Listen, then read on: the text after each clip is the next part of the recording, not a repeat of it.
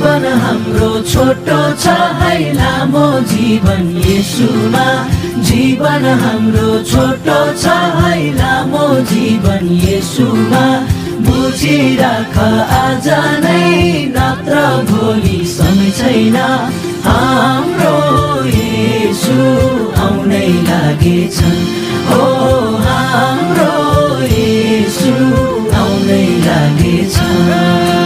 लौ दाजु सुनाना लौ बहिनी सुनाना येशूको वचन मनैमा गुनाना बुझिराख हृदयमा चिनिराख येशूलाई